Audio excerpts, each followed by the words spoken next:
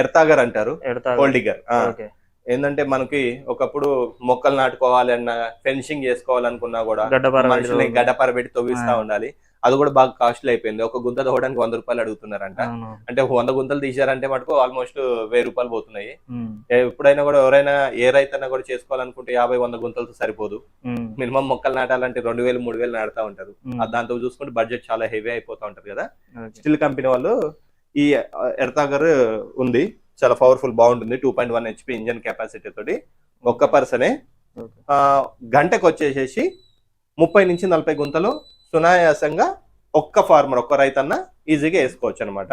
Okay. ఆ 30-40 గుంతలు పట్టే పెట్రోల్ కూడా 1 లీటర్ పడుతుంది మనకి ఈజీగా. ఇంకోటి ఏంటంటే దీంట్లో కెపాసిటీ వచ్చేసి 4 ఇంచుల బిట్ నుంచి 12 ఇంచుల బిట్ వరకు యూజ్ చేసుకోవచ్చు అనమాట.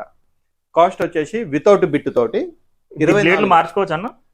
బ్లేడ్ ఇప్పుడు ఇది అనేది మనం చూస్తున్నాం కదా, ఈ సైజ్ అనేది 6 ఇంచెస్ అంటారు. 6 ఇంచెస్. ఇట్లా ఈ సైజెస్ లో ఇందాక నేను చెప్పినట్టుగా 6, 8, 10, 12 అట్లా అన్ని సైజెస్ కూడా యూజ్ చేసుకుంటా ఉండొచ్చు అనమాట.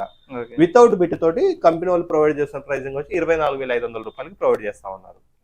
బిట్ తీసుకుంటా ఉంటుంటే బిట్ సైజుని బట్టి కాస్ట్ అనేది ఉంటా ఉంటది, దాంట్లో క్వాలిటీని బట్టి. మళ్ళీ ఇంపోర్టెడ్, ఇప్పుడు ఇది ఇంపోర్టెడ్ బిట్, ఇది కొంచెం కాస్ట్లీ ఉంటుంది. దాంట్లో ఇంకొక వేరే రకం బిట్స్ ఉంటాయి, అవి కొంచెం ప్రైస్ తక్కువగా ఉంటుంది. ఓకే. ఇది దేంతో నడుస్తుంది? ఇది కూడా సేమ్ పెట్రోల్ తోటి రన్ అవుతా ఉంటది. పెట్రోల్తో. పెట్రోల్ది గంటకి ఎంత వస్తుంది అన్న? 1 లీటర్ వచ్చేసి సేమ్ మనకి పవర్ టిల్లర్ లెక్కన, పవర్ టిల్లర్ లాగా కాకుండా 30-40 గుంతలు 1 లీటర్ పెట్రోల్ మనము డిగ్గింగ్ చేసుకోవచ్చు మనం.